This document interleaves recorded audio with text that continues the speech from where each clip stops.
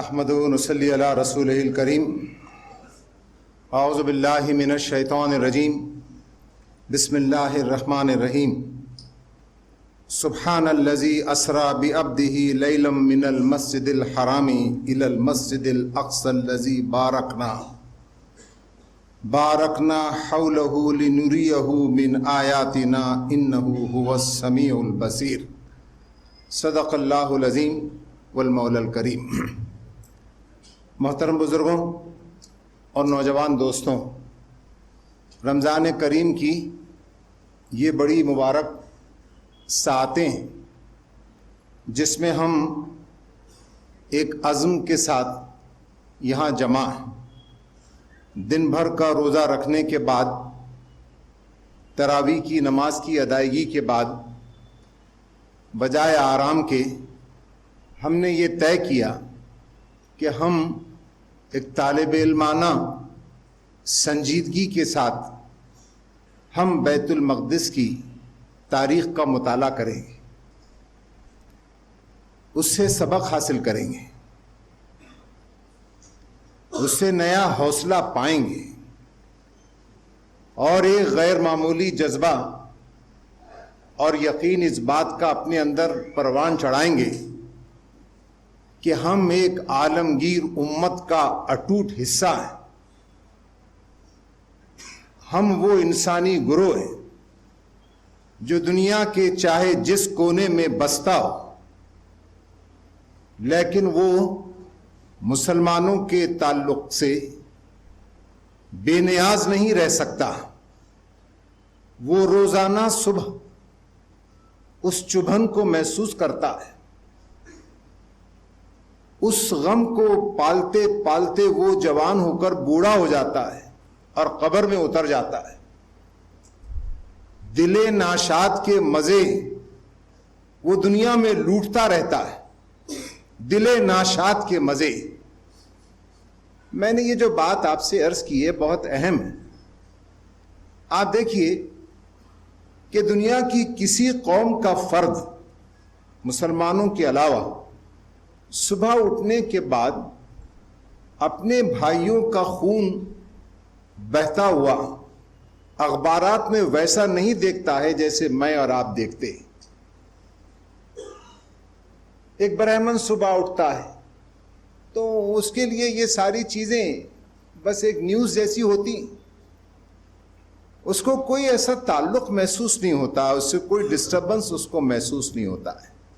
وہ اپنی ایجوکیشن میں، اپنے بزنس میں، اپنی دوسری مصروفیات میں اطمینان سے لگا رہتا ہے، ایسے ہی چینل بدلتا رہتا ہے، یہ ساری چیزیں دیکھتا رہتا ہے، چاہے وہ کوئی اور کسی اور قوم کا فرد ہو، وہ ایسے ہی رہتا ہے۔ لیکن میں اور آپ جب صبح اٹھتے ہیں یہ سب کچھ دیکھتے ہیں تو جہاں ایک طرف ہم پر ایک بہت مایوسی کا ایک غلبہ اور اس کا اٹیک ہوتا ہے بالکل، وہیں اس کے ساتھ ساتھ میں اگر ہم اس کو مینیج کر لیں، اس گر کو سیکھ جائیں، اس گر کو، اس اسکل کو سیکھ جائیں کہ میں اور لوگوں سے بہت مختلف ہوں، میں خیر امت کا فرد ہوں، میں ایک ایسے انسانی گروہ کا فرد ہوں جو اس زمین پر اتنا ہی پرانا ہے جتنا انبیائی کوششوں کا قافلہ پرانا ہے۔ میں ایسے متبرک اور پاکیزہ اور مقدس گروہ کا ایک فرد ہوں، میں ایک ایسی امت کا ایک فرد ہوں جس کے آنے کا غلغلہ، جس کے آنے کا چرچا ہزاروں سال سے اس دنیا میں تھا، جس پر انبیاء اس کا انتظار کر رہے تھے۔ میں اس امت مسلمہ کا ایک فرد ہوں۔ میرے لیے یہ ساری چیزیں بہت اہمیت رکھتی، اسی سے میرے دل میں رقت پیدا ہوگی، اسی سے میری ذہن کی وسعتیں کھلیں گی، اسی سے میرے ذہن کے ہورائزنز، سوچنے کی، تخیل کی قوت بڑھے گی، اسی سے میرے عزائم بلند ہوں گے، اسی سے میں ایک گلوبل اسٹریٹجیز کو اپناؤں گا اور اس کے مطابق کام کروں گا. میں نیا عزم اور حوصلہ پاؤں گا. یہ سب چیزیں ہم کر سکتے ہیں. اسی کو کہا جاتا ہے کہ you should know the skill how to convert scars into stars. تم کو یہ فن آنا چاہیے کہ تم اپنے زخموں کے نشانوں کو اپنے اسٹار میں کیسے تبدیل کرو. تم اپنے نگیٹیوز کو پازیٹیوز میں کیسے لاؤ. تم اپنی ان تمام غموں کو ایڈوانٹیجز میں میرٹس میں کیسے لاؤ.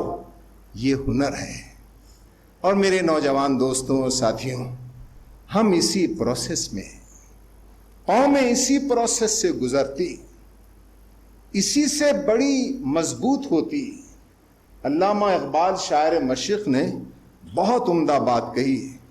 پختہ تر ہے گردش پیہم سے جام زندگی، ہے یہی بے اے بے خبر راز دوام زندگی. اے بے خبر، میں تجھ کو بتانا چاہتا ہوں کہ مستقل پیہم سے ہی یہ پیمانہ مضبوط سے مضبوط تر ہوتا چلا جاتا ہے. ہم بیت المقدس کی اس تاریخ سے، جو ابھی آپ بہت تفصیل سے ہمارے محترم ساتھی جناب عبدالقوی فلاحی صاحب سے سن رہے تھے، ہمارے نزدیک یہ جو مسجد اقصیٰ ہے، یہ جو بیت المقدس ہے، یہ بے انتہا اہم ہے.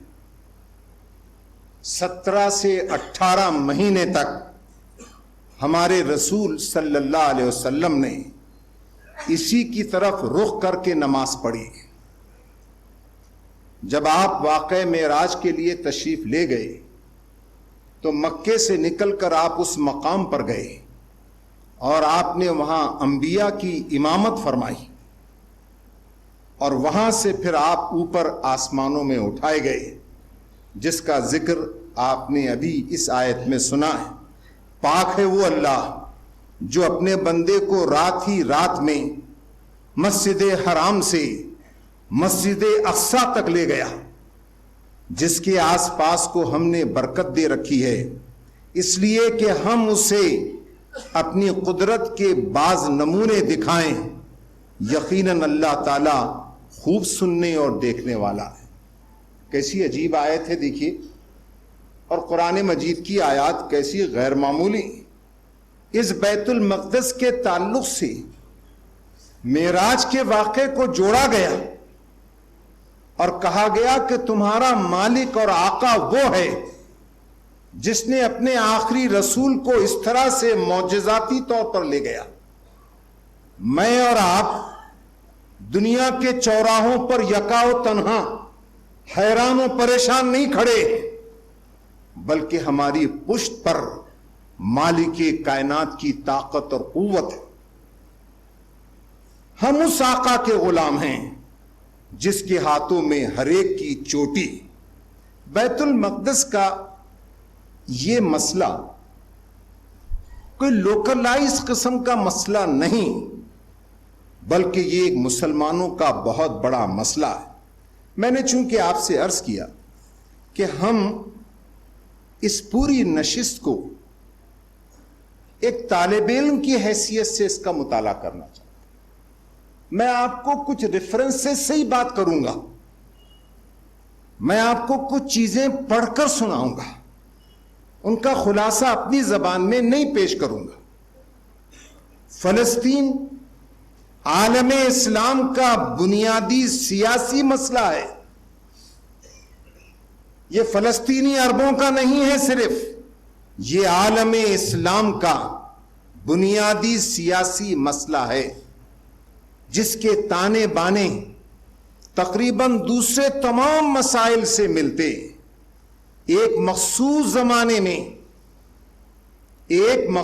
زمانے میں مسلمانوں کی سیاسی کمزوری کا فائدہ اٹھا کر یورپین طاقتوں نے عالم اسلام کے عین قلب میں ایک مسلم قوم کے وطن کو بزور طاقت یہودی وطن میں تبدیل کر دیا، اور جب یہودی خود حکومت کرنے کے لائق ہو گئے تو ملک کو بغیر اقتدار کی منتقلی کے برطانیہ نے خانہ جنگی کے لیے چھوڑ دیا، جس کے دوران یہودی فلسطین کے 3/4 حصے پر قابض ہو گئے اور اپنے علاقے کے اکثر عربوں کو منظم دہشت گردی کے ذریعے ریفیوجیز بنا دیا۔ 1967 میں یہودیوں نے فلسطین کے باقی رہے سہے علاقوں پر بھی قبضہ کر لیا، جو آج بھی جاری و ساری ہے۔ مشرق وسطی میں جاری آزادی کی لڑائی اس تاریخی ظلم کا نتیجہ ہے۔ سامراجی طاقتیں اس شریف اور قانونی جدوجہد کو دہشت گردی کا نام دیتی۔ ضرورت ہے کہ اس لڑائی میں مظلوم فلسطینی اکیلے نہ رہیں، بلکہ دنیا کے سارے آزادی پسند لوگ ان کی ہر طرح سے مدد کریں۔ بیت المقدس کی بازیابی کی کوششیں اور اس میں ہمارا رول، ہم صرف بازیابی کی کوششوں کا ایک ہسٹوریکل اکاؤنٹ یہاں نہیں پیش کرنا چاہتے، بلکہ ہم اس پر بھی غور کریں گے کہ ہم ہندوستان میں اورنگ آباد میں رہتے ہوئے ہم کیا رول پلے کر سکتے ہیں، ہم کیا کر سکتے ہیں، کیا صرف رو سکتے ہیں؟ ہم اس بیت المقدس کو دوبارہ حاصل کریں گے انشاءاللہ العزیز۔ ہمارا ایک فلسطینی دوست تھا ہشام، جب میں وہاں سے نکل کر آ رہا تھا تو میں نے ہشام سے کہا کہ ہشام انشاءاللہ العزیز اپنی ملاقات اب جنت کے باغات میں ہوگی۔ میں نے اپنی دانش میں سمجھا کہ میں نے ایک اچھا جملہ کہا ہے، تو ہشام مسکراتے ہوئے کہنے لگے نہیں آخی، جنت کے باغات میں تو ہم ملیں گے انشاءاللہ، یہ کیوں نہیں کہتے ہو کہ ہم فلسطین کے میدانوں میں ملیں گے؟ ہم فلسطین کے میدانوں میں ملیں گے، ہم اتنے پر امید ہیں۔ دیکھیے نا، یہی امید کیسا اچھا سا دل و دماغ کو ایک تاثر دیتی ہے۔ ہم کیوں قربان کرتے آ رہے ہیں؟ اس لیے کہ یہ ایک ایسی سرزمین ہے جہاں انبیاء کی ایک بڑی کثیر تعداد اس زیر خاک وہاں آرام کر رہی ہے۔ ان کی کوششوں کا یہ پورا علاقہ بڑا محور رہا ہے۔ پھر رسول اللہ صلی اللہ علیہ وسلم نے اس کی طرف رخ کر کے 13 سال نماز آپ نے ادا فرمائی۔ آپ جب وہاں سے تشریف لے گئے تو خود سے ہوتے ہوئے آپ تشریف لے گئے۔ غور سے اس نقشے کو دیکھیے آپ، یہ مکہ مکرمہ سے القدس، اس کے علاوہ یہاں سے مدینہ منورہ، خلفائے راشدین کی دور خلافت میں یہ سارا علاقہ جو دیکھ رہے ہیں آپ، یہ مسلسل فتح ہوتا چلا گیا، جبکہ 32 لاکھ مربع میل پر سیدنا عمر کی خلافت پھیلی ہوئی تھی۔ تو سیدنا عمر رضی اللہ تعالی عنہ نے یہ قدس کی، بیت المقدس کی چابیاں سیدنا عمر رضی اللہ تعالی عنہ کے حوالے کر دی گئیں۔ مسلمانوں نے جب اس علاقے کو فتح کیا، جب ان کا محاصرہ یہاں بہت تنگ ہو گیا، تو وہاں کے پادری نے کہا کہ اگر یہاں عمر آ سکیں، تمہارے خلیفہ یہاں آ سکیں، تو ہم ان کو بغیر لڑے، بغیر جنگ کے ہم یہ علاقہ ان کے حوالے کر دیں گے۔ صحابہ کی جو جماعت تھی یہاں، جو مجاہدین تھے، ان کے جو سردار تھے ابو عبیدہ الجراح وغیرہ، انہوں نے مدینہ منورہ یہ پیغام پہنچایا، اور سیدنا عمر رضی اللہ تعالی عنہ اپنے غلام کے ساتھ وہ شام کے اس سفر پر نکل کھڑے ہوئے۔ بہت وجد آفری مقام ہے ہماری تاریخ کا، لیکن وقت نہیں ہے، ورنہ بہت تفصیل سے اس کو سنایا جا سکتا تھا۔ جب آپ وہاں تشریف لے گئے تو اس نے بہت دور سے سیدنا عمر کو دیکھا اور اس نے کہا کہ یہ ہم انہی کے حوالے کر دیں گے اس کو۔ تو بتاتے ہیں کہ حضرت عمر اس شہر کے لیے عازم سفر ہوئے، یہاں تک کہ آپ شہر قدس کے قریب پہنچے تو صفرانیوس کو دیگر بڑے سرداروں کے ساتھ استقبال میں کھڑے پایا۔ سیدنا عمر کا استقبال کیا گیا۔ سیدنا عمر نے ان سے مخاطب ہو کر فرمایا، اے شہر قدس کے باشندوں، جو حقوق و مراعات ہمارے لیے ہیں وہی تمہارے لیے بھی، اور جو فرائض و واجبات ہمارے اوپر عائد ہوتے ہیں ان کی ادائیگی تمہارے لیے بھی لازم ہے۔ پھر انہوں نے پیٹرکس صفرانیوس کو طلب کیا تاکہ اس مقدس منبر کنیسہ قیامہ کی جگہ کو تلاش کریں۔ وہ فوراً حاضر ہوا۔ اسی درمیان نماز کا وقت آ گیا تو انہوں نے پیٹرکس سے دریافت کیا کہ نماز کہاں ادا کی جائے۔ دیکھیے میں آپ کو 636 عیسوی میں لے جا رہا ہوں، 636 عیسوی میں، جبکہ وہاں کوئی یعنی یہودی اور یہ وہ کوئی نہیں تھے۔ یہاں پر ایک عیسائیوں کی بڑی تعداد تھی جنہوں نے القدس میں رومن فوجوں نے گھس کر ہیکل سلیمانی کو برباد کر دیا تھا اور یہودیوں کو وہاں سے تتر بتر کر دیا تھا، اس لیے کہ یہودیوں کی مختلف سازشوں سے اطراف کے سارے لوگ وہ ایک طرح سے اوب گئے تھے اور رومیوں نے قدس کو فتح کر لیا، اور اس طرح سے وہ علاقہ جہاں پر کہ ان کا یہ دعویٰ ہے کہ سیدنا عیسیٰ علیہ السلام یہاں پیدا ہوئے، ان کے قبضے میں تھا۔ اب آپ جانتے ہیں کہ رومی جس طرح سے اپنے مقبوضات پر قبضہ جمائے ہوئے تھے تو وہاں کے لوگ ان کے مظالم سے تنگ آئے ہوئے تھے، اور ظاہر ہے کہ جب سیدنا عمر رضی اللہ تعالیٰ عنہ یہاں سے نکلے، ان کی فوجیں یہاں سے چلیں اور یہ سارے علاقے فتح ہوتے چلے گئے، شام، دمشق اور عراق اور اردن، اور یہ پورا علاقہ، پورا مصر کا پورا علاقہ فتح ہوا، اور یہاں تک کہ سارے علاقے فتح ہوتے چلے گئے، تو اس میں القدس یہ شہر بھی فتح ہوا۔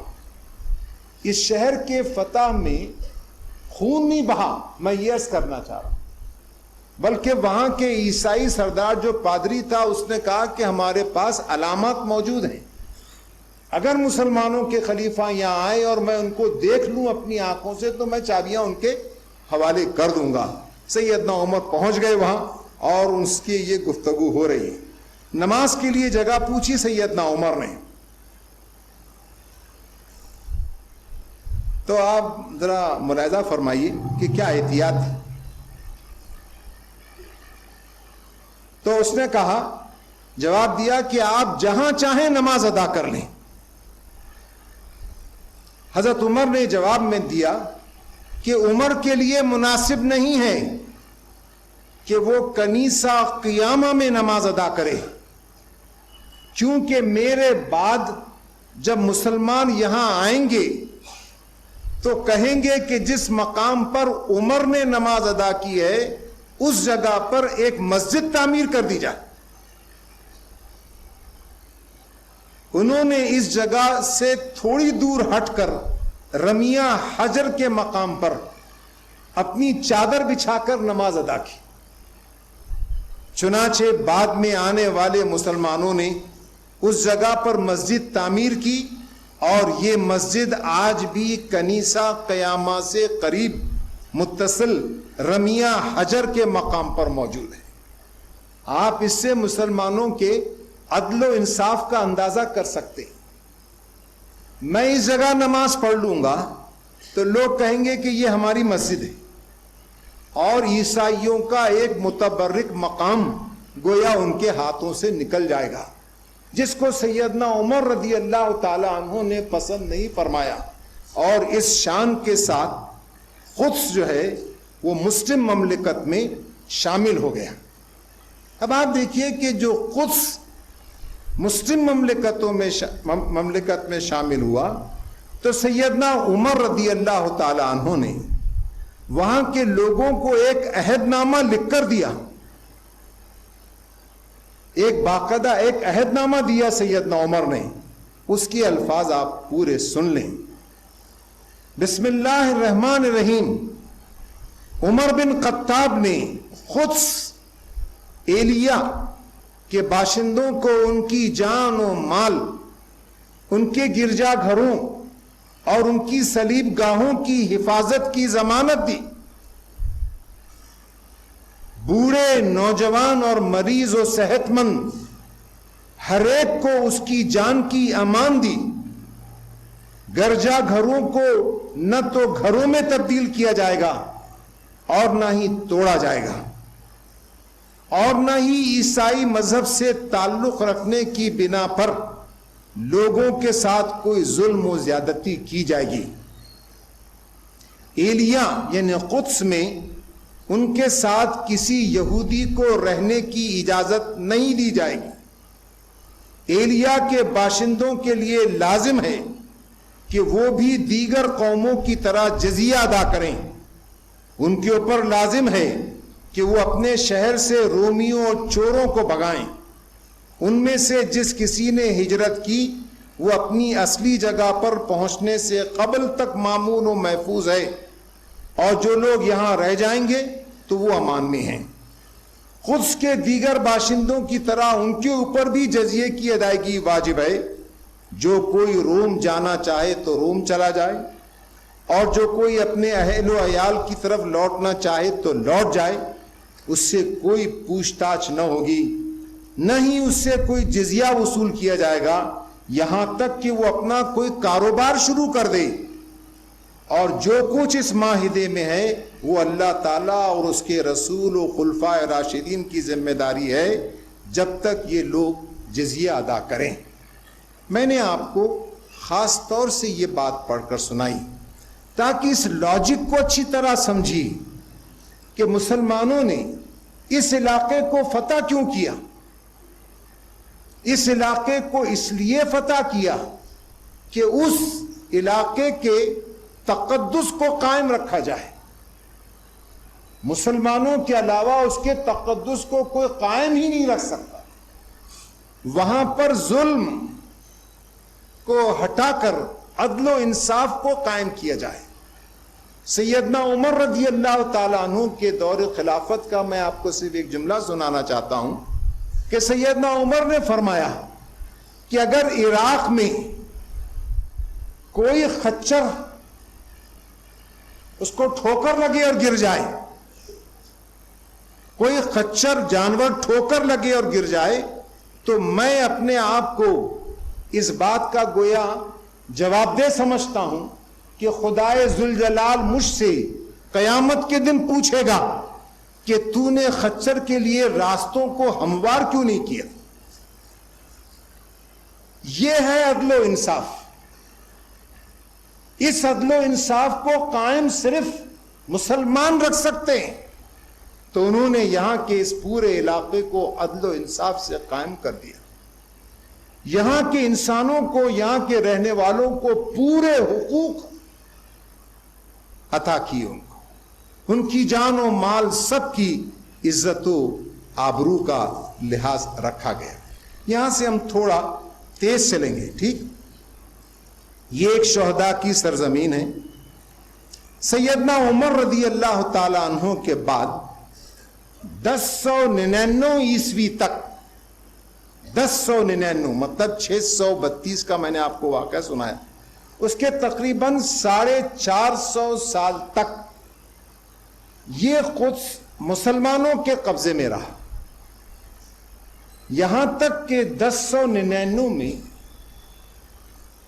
صلیبی جنگ پہلی جنگ ہوئی۔ یہ 9 جنگیں ہوئی۔ میں صرف آپ کو ان کے ایئر سنا دیتا ہوں۔ 1099، دوسری 1147، تیسری 1192، چوتھی 1202 سے 1204، پانچویں 1215، چھٹی 1229، ساتویں 1235، آٹھویں 1244 اور نویں 1271۔ تو 1099 کی صلیبی جنگ میں جہاں پورا یورپ یہ بحیرہ روم کراس کرتا ہوا یہ پورا رونتا ہوا ان سارے مسلمان علاقوں کو اور قدس میں داخل ہوا. صلیبی مجاہدین ایسے داخل ہوئے قدس میں کہ میں آپ کو سنا چکا ہوں اسی مسجد میں سلطان صلاح الدین ایوبی کی تاریخ میں کہ کم و بیش 70,000 مسلمانوں کو بے دردی کے ساتھ انہوں نے قتل کر دیا. یہ جو قدس جس کو اپنا بہت اہم اور پرامن مقام گردانتے ہیں, جس کو سیدنا عیسیٰ علیہ السلام کے ماننے والے اتنے امن کے پرچارک وہ مجاہدین صلیبی مجاہدین کروسیڈر جب یہاں داخل ہوئے تو بتاتے ہیں کہ مسجد عمر میں, جس کا ذکر ابھی آپ نے سنا, مسجد عمر میں ان کے گھٹنوں گھٹنوں تک مسلمانوں کا خون بہہ رہا تھا. بچوں کو انہوں نے بھرکایا فصیلوں پر سے. وہ پوری ایک تاریخ ہے, اس کو آپ اپنے مقام پر جا کر اس کو پڑھیے. تو 1099 کے بعد ظاہر ہے کہ 600 عیسوی کے بعد خلافت راشدہ کا زوال ہوا, اس کے بعد مسلمانوں کی جو بھی حالت رہی تو یہ سارے علاقے کمزور سے کمزور تر ہوتے چلے گئے, مسلمانوں کے ہاتھ سے نکل گیا. 1099 کے بعد تقریباً 90 سال کے بعد 1147 میں سلطان صلاح الدین ایوبی نے اس کو پھر سے فتح کیا. جی چاہتا تھا کہ آپ کو وہ بھی تفصیل سے سنائیں لیکن اس کا وقت نہیں. ہتین کے محاذ پر سلطان نے غیر معمولی شکست دی پوری یورپ کی فوجوں کو. پورا یورپ متحد ہو کر سلطان صلاح الدین کے مقابلے میں آ کھڑا ہوا. اور آپ جانتے ہیں کہ سلطان صلاح الدین نے جب یورپ کو اپنے سامنے دیکھا بالکل لوہے اور آہن میں غرق, تو اس نے کہا کہ یہ آج بڑا مبارک دن ہے اس لیے کہ پورا یورپ یہاں تمہارے سامنے کھڑا ہے, ان کو یہاں سے واپس جانے مت دو. کتنی سمپل لاجک ہے دیکھیے, کوئی بڑا فلسفہ نہیں. پورا یورپ یہاں آ کر کھڑا ہو گیا ہے, ان کو واپس جانے مت دو اور ان کو یہاں شکست فاش دو. تو لاکھوں لوگ آئے تھے اور زنجیریں ڈال کر بیٹھ گئے تھے پیروں میں کہ یہاں سے واپس نہیں جائیں گے. لیکن سلطان صلاح الدین ایوبی نے بڑی غیر معمولی بہادری اور شہامت اور اسٹریٹجی کے ساتھ ان کو شکست فاش دی. اور اس کے بعد مزید 7 جنگیں ہوئی, صلیبی جنگیں. پورا یورپ امڑ امڑ کر آتا رہا. یہ تاریخ ہے آپ کی. آپ کی تاریخ صرف پریشانیوں کی اور آپ کی تاریخ شکستوں کی تاریخ نہیں ہے. 9 صلیبی جنگوں کو جھیلا گیا لیکن بیت المقدس کو فتح نہیں کر سکی. بیت المقدس مسلمانوں ہی کے قبضے میں رہا. اس کے بعد کیا ہوا؟ اس کے بعد یہ ہوا کہ مسلمان ظاہر ہے کہ کمزور سے کمزور تر ہوتے چلے گئے. اور میں آپ کو وہ مقام پر لے جانا چاہتا ہوں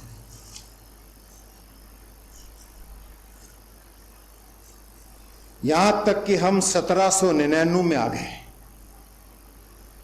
1799 یعنی آپ سمجھے نا 1271 9ویں صلیبی جنگ, اس کے بعد 1799 تک یہ جیسے تیسی جو بھی مسلمانوں کی حکومتیں رہیں کمزور یہ وہ, بہرحال بیت المقدس انہی کے قبضے میں رہا. یہاں تک کہ 1799 میں فرانسیسی سامراجیت نیپولین بوناپارٹ وہ مصر میں داخل ہوا. اور وہ مصر میں اس لیے داخل ہوا کہ اس کو یہودیوں کی جو مال تھا اب یہودی پوری دنیا میں پھیلے ہوئے, پورا سود کا نظام پھیلا رکھا ہے. بڑی بڑی صنعتیں ان کے قبضے میں رہیں, بڑے بڑے ٹیکنوکریٹس پیدا کیے انہوں نے. وہ بڑی بڑی حکومتوں کو پیسے دیا کرتے تھے, اتنے مالدار یہودی تھے.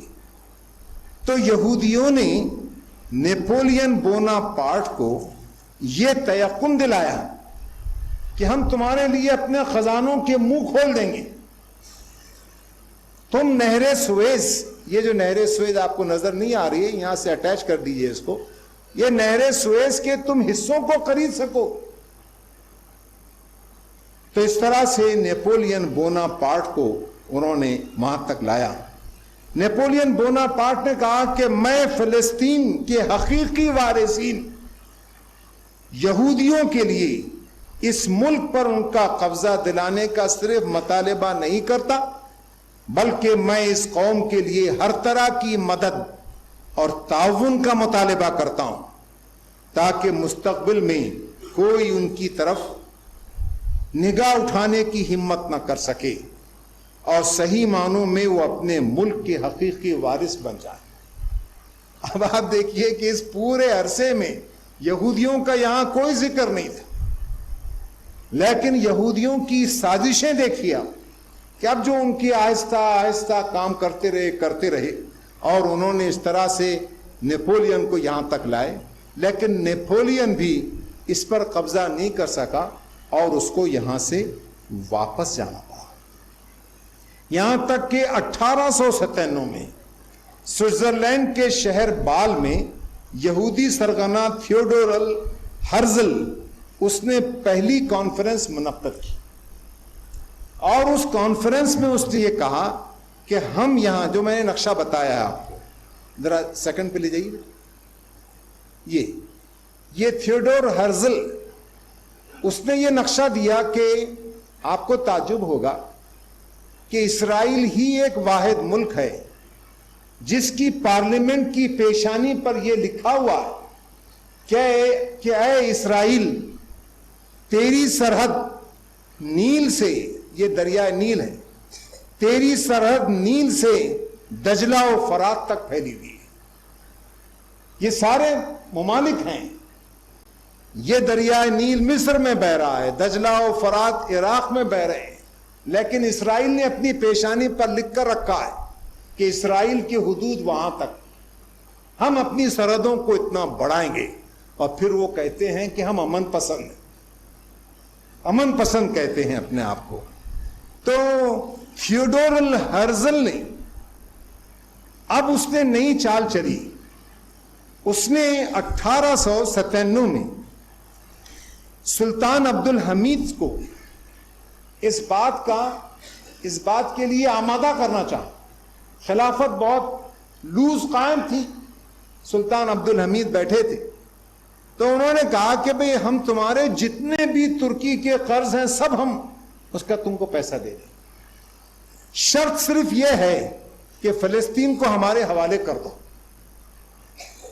سلطان نے کہا کہ ایسا ہو ہی نہیں سکتا. جملے ہیں سلطان کے پڑھے جانے سے، آب زر سے لکھے جانے کے تعلق سے ہیں. سلطان عبد الحمید نے کہا کہ اگر تم زمین کے وزن کے برابر بھی سونا لا کر دو تو میں 1 انچ زمین بھی فلسطین کی تمہارے حوالے نہیں کروں گا. بڑی بھاری قیمت دینی پڑی سلطان عبد الحمید ثانی کو. یہی تھیوڈور ہرزل سلطان عبد الحمید کے پاس کچھ سالوں کے بعد پہنچا اور اس نے سلطان عبد الحمید کو ان کی معزولی کا خط ان کو دیا، اس لیے کہ عرب اور ترکوں میں اتنی آگ بھڑکا دی گئی تھی نفرت کی کہ عربوں نے ترکوں سے اپنے تعلق کو توڑ لیا.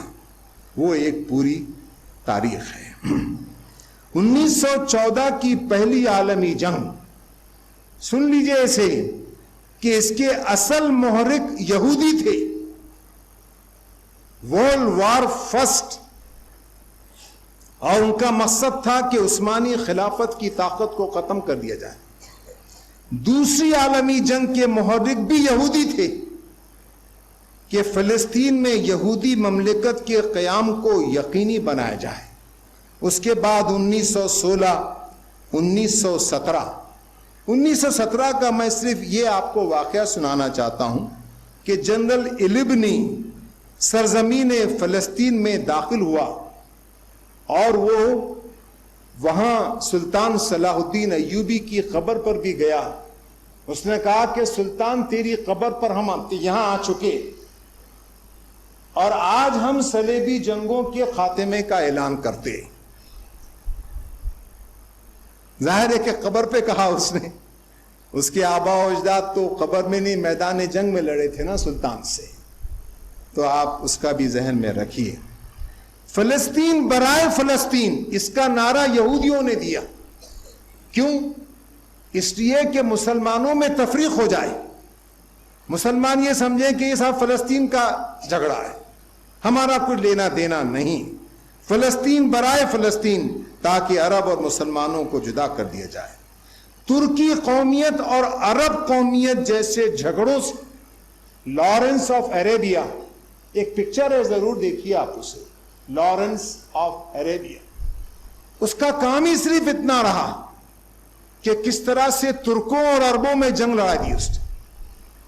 تو ترکوں اور عربوں کو اتنا لڑایا گیا اور اس پورے علاقے کو، پہلے نقشے پہ جائیے، اس پورے علاقے کو اتنا کمزور کر دیا گیا کہ گویا یہاں ان کا داخلہ اور آسان سے آسان تر ہو گیا۔ 1919 سے فلسطین میں ایک انقلابات کا سلسلہ شروع ہوا، جس میں آپ عز الدین قسام کو دیکھتے ہیں، حماس کو دیکھتے ہیں، اور بہت ساری تنظیموں کے نام ہیں، میں سارے کے سارے تو آپ کو سنا نہیں سکتا ہوں، وہ چلتے رہے۔ 1948 میں ایک ایسے ہی ڈرامہ ہوا کہ وہاں پر لوگ اندر گھسے، لیکن عرب صرف اس لیے گھسے تھے کہ یہودیوں کو فلسطین میں قدم جمانے کا اچھا موقع مل جائے۔ 1956 کی جنگ ہوئی، عربوں، ذرا آگے لے جائیے نقشے کو، اور آگے لے جائیے، یہ جو آپ دیکھ رہے ہیں یہ پورا اسرائیل عربوں سے گھرا ہوا ہے، یاد رکھیے، یہ پوری، یہ شام، سیریا، اردن، مصر، ادھر پیچھے سے سارے علاقوں سے یہ پورا کا پورا ایریا، یہ ترکی وغیرہ سب پورا گھرا ہوا ہے، لیکن جنگ میں شکست ہوئی تھی۔ 1967 کی 6 روزہ جنگ، جس میں شکست فاش ہوئی، اس کا صرف ایک جملہ سنیے کہ تقریباً 430 کے قریب جو جنگی جہاز تھے مصریوں کے، تو ان میں سے 300 ساڑھے 300 لینڈنگ پوزیشن میں تباہ ہو گئے۔ اب اس کی وجہ دی گئی، اس کی وجہ یہ ہے کہ لینڈنگ پوزیشن میں اس لیے تباہ ہوئے کہ انہوں نے کہا کہ ہم اس رات ہم عیش و عشرت میں پڑے رہے، یہودی طوائفوں سے اپنا دل بہلاتے رہے، اور یہودی طوائفوں کے حوالے انہوں نے اپنے وار کے پورے بلو پرنٹس دے دیے۔ آپ چاہیں تو اس واقعے کو عالم عربی کا المیہ، مولانا سید ابو الحسن علی ندوی کی کتاب ہے، آپ ضرور پڑھ سکتے ہیں، بیت المقدس عالم اسلام کا مسئلہ اور بیت المقدس ایک تہذیبی کشمکش، اس میں بھی آپ اس کو دیکھ سکتے ہیں۔ ٹھیک ہے، اس کے بعد 1973 کی جنگ ہوئی۔ یہ جنگ اتنی غیر معمولی تھی اور اس میں مصریوں نے اتنا منہ توڑ جواب دیا پوری اسرائیل کی بحریہ کو کہ اس پر بہت تفصیل کے ساتھ گفتگو کی جا سکتی۔ بہت ناز تھا ان کو کہ ہم سویز سے آگے بڑھنے نہیں دیں گے، لیکن مصری فوجوں نے ان کو زبردست شکست دی، لیکن یہ لوگ بغیر تیاری کے اور آگے بڑھ گئے۔ اس کے نتیجے میں وہ جنگ میں ان کو شکست کا سامنا کرنا پڑا، ورنہ بہت اہم وہ ایک سمجھ لیجیے اچیومنٹ تھا۔ 1982 اس کے بعد صابرا و شاتیلا کیمپوں میں قتل عام، غزہ پٹی اور جیریکو معاہدہ۔ آج غزہ کی پٹی ایک جیل خانہ بنی ہوئی ہے، یہ جو غزہ دیکھ رہے ہیں، اس پورے علاقے پر یہاں پر اسرائیل کا قبضہ ہے۔ اتنا چھوٹی سی پٹی ہے، ادھر سے اس کی ناکہ بندی کر دی گئی، ادھر سے پیچھے سے ناکہ بندی ہے، ادھر سے مشرق سے ناکہ بندی ہے، شمال سے ناکہ بندی، جنوب سے ناکہ بندی، ہزاروں معصومین وہاں، لاکھوں وہاں پڑے ہوئے ہیں، اور یہ سب کچھ چل رہا ہے۔ ٹھیک، سوال یہ ہے کہ اس واقعے سے اگر کچھ 5 سال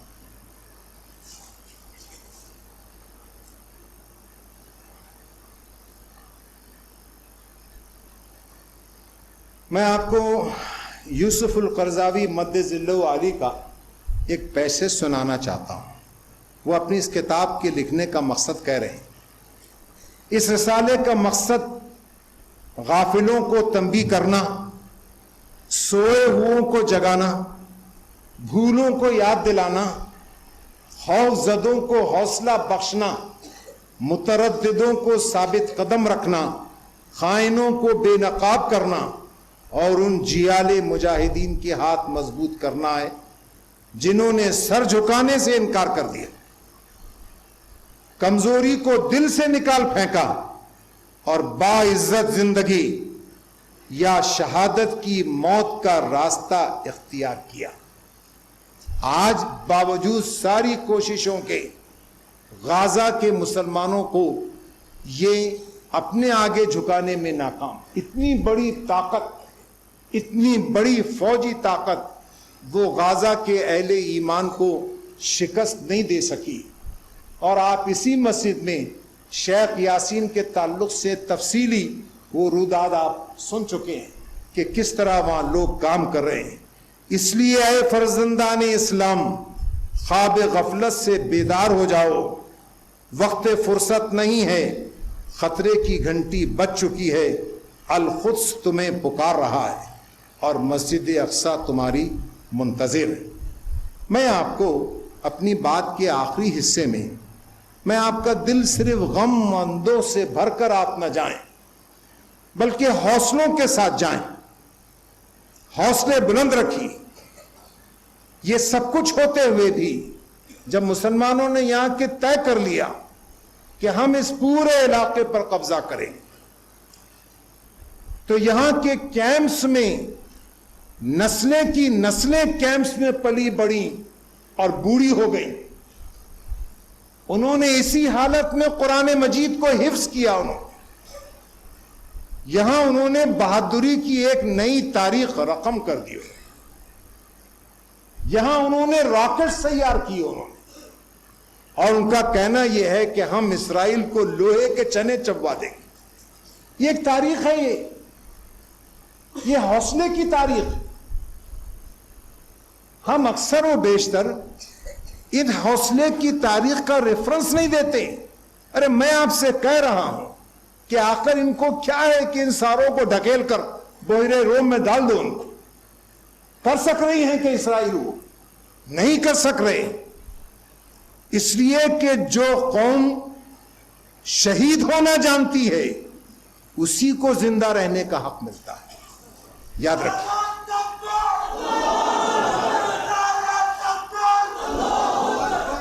انہوں نے طے کر لیا کہ ہم زندہ رہیں گے اور ہم آنکھوں میں آنکھیں ڈال کر زندہ رہیں گے. تو ان کا بالکل معذور مجبور آدمی شیخ یاسین، جو پولیو زدہ، جو اپنی گردن تک نہیں گھما سکتا، اس کے لیے اسرائیل نے کہا کہ مشرق وسطی کا سب سے خطرناک شخص کوئی اگر ہمارے لیے ہے تو یہ معذور بڈھا. دیکھیے کیسی کرامتیں ہیں، یہ کرامتیں ہیں. یہ ایسے معجزات وجود میں آتے ہیں جب قومیں طے کر لیتی ہیں، فیصلہ کر لیتی ہیں کہ ہم عزت کی زندگی یا جئیں گے یا ہم مر جائیں گے. میں نے آپ کو عز الدین قسام کا حوالہ دیا. عز الدین قسام 1935 میں وہاں کے خس کے جنگلات میں جہاد کرتے کرتے شہید ہو گئے. جب عز الدین قسام کی لاش کو لایا گیا تو عز الدین قسام نے کی بیٹی نے ایک جملہ کہہ دیا، تڑپا کر رکھ دیا. اس نے کہا کہ میرے باپ نے اپنی خون آلود انگلیوں سے جنت کے دروازوں پر دستک دی. اپنی خون آلود انگلیوں سے جنت کے دروازوں پر دستک دی. تو محفوظ کر لیا گیا اس کو. وہ لوگ محفوظ ہو گئے وہ جب انہوں نے اس طرح سے فیصلہ کر لیا. کیا وجہ تھی؟ کہ وہاں مسلمان یہاں سے وہاں تک گھستے چلے گئے. سیدنا عمر کو بلا بلا کر کیوں دیا گیا؟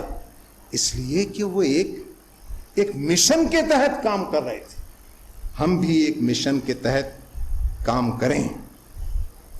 اوکے، فلسطین کے تعلق سے ہماری معلومات اپڈیٹ کریں.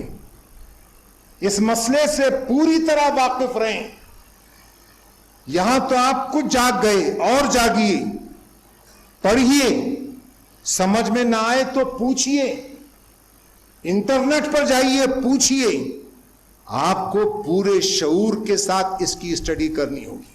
آپ کہیں گے بس سنا دو جلدی سے آدھا پون گھنٹے میں اور سب قصہ ختم کرو. نہیں، آپ کو بہت سنجیدگی کے ساتھ تاریخ سے واقف ہونا ہوگا. جب آپ اس تاریخ سے واقف ہوں گے، جب آپ ہزاروں اپنی بیٹیوں کا اور ان سب کا آپ کی نگاہوں میں بسی ہوں گی، تب آپ کی دعاؤں میں خشوع و خضوع آئے گا. ورنہ آپ دعا بھی نہیں مانگیں گے. دعا مانگنے کو بھی سیاست سمجھیں گے. وہ بھی لٹ کانپتے رہیں گے.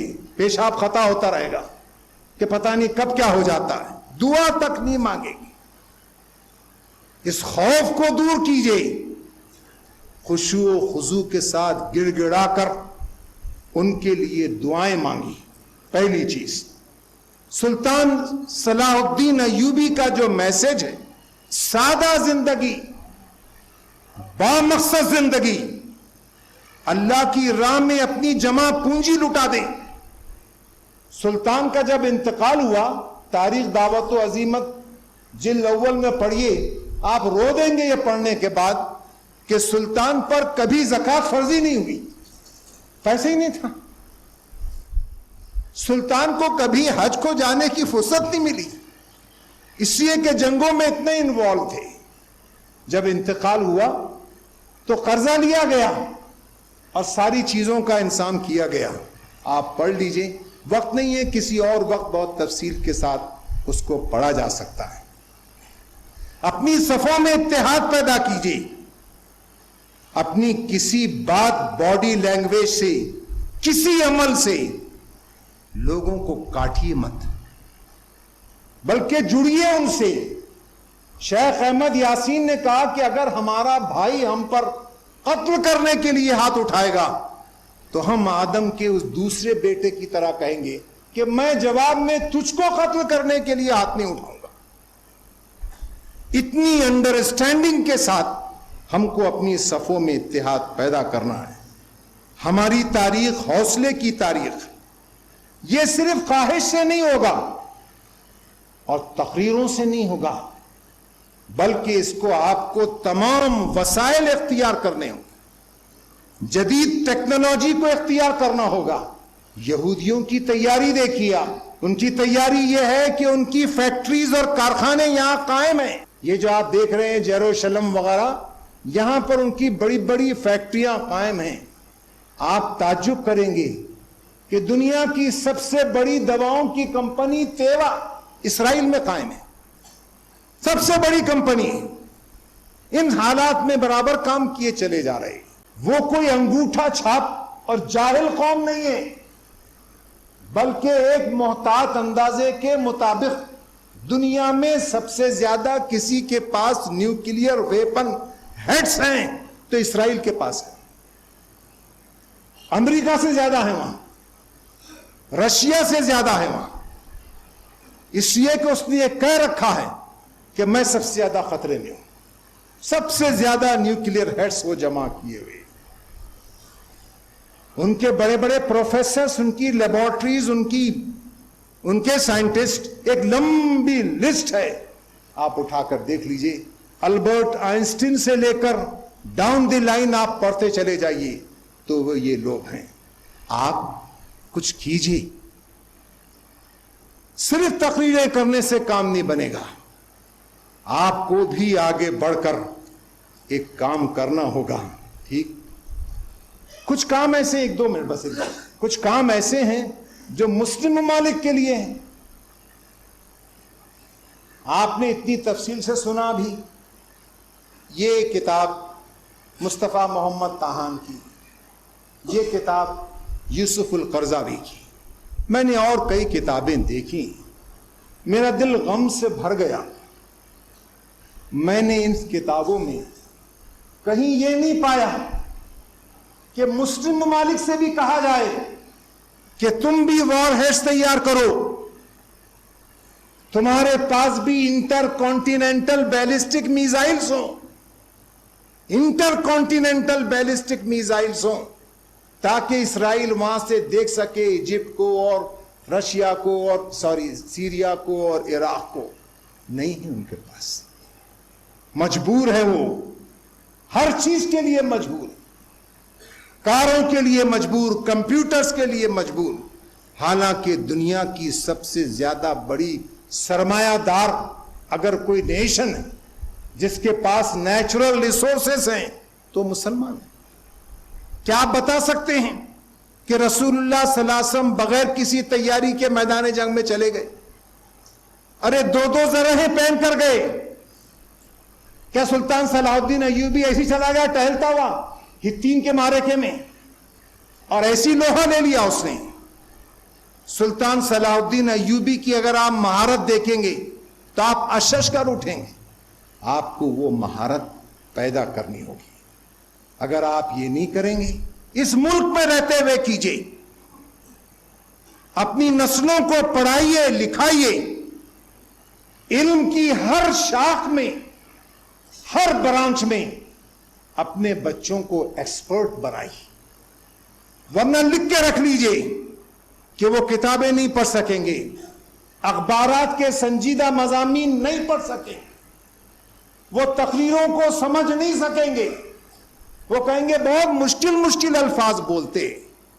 آپ کو اس پر قابو پانا ہوگا. اور مت گھبرائیے, پریشانیوں کے سامنے سر نہ جھکائیے, عزم اور حوصلے کے ساتھ جینا سیکھیے. لوگ چاہتے ہیں کہ آپ کو ٹیرورائز کریں, لیکن آپ ٹیرورائز نہ ہوں. آپ یہ عزم کر لیجئے. میں نے ابھی ایک حدیث پڑھا ہوں, آج اس کی دوبارہ اس کو پڑھ کر آیا. اس حدیث کے بعد صرف ایک جملہ کہوں گا, بیٹھ جاؤں گا.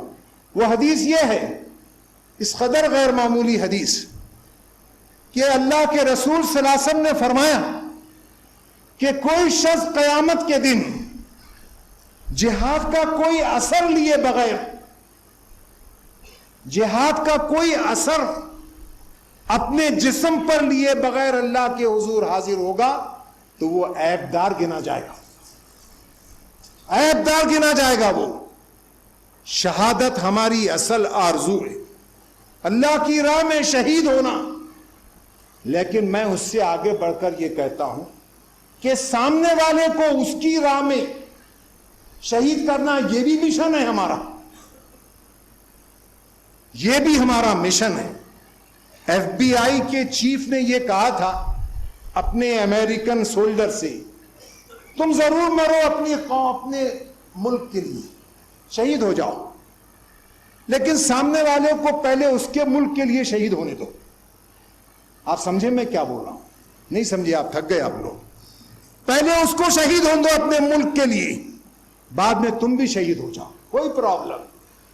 سامنے والے کو بھی قتل کرنا ہے اور ایک عزم اور حوصلے کے ساتھ جینا ہے. مجاز کا ایک شعر سنا کر اپنی بات کو ختم کرتا ہوں. عام طور سے علامہ اقبال کی اشعار سنائے جاتے ہیں, میں آپ کو اسرار الحق مجاز کا ایک شعر سناتا ہوں.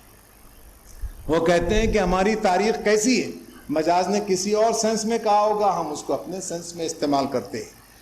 انہوں نے کہا کہ آج بھی لکھی ہوئی ہے سرخ حروف میں مجاز, دفتر شہر یار میں میرے جنوں کی داستاں. ہمارے جنوں کی داستاں ہیں, یہ ہماری تاریخ ہے, یہ ویلیو بیس تاریخ, قربانیوں کی تاریخ, حوصلوں کی تاریخ, دنیا کی بڑی بڑی قوموں کو شکست دینے کی تاریخ ہے. اس تاریخ کو دہرائیے. اللہ تعالیٰ آپ کے میرے لیے آسانیاں پیدا فرمائے, ہم سے اپنے دین کی خدمت لے. وآخر دعوانا ان الحمد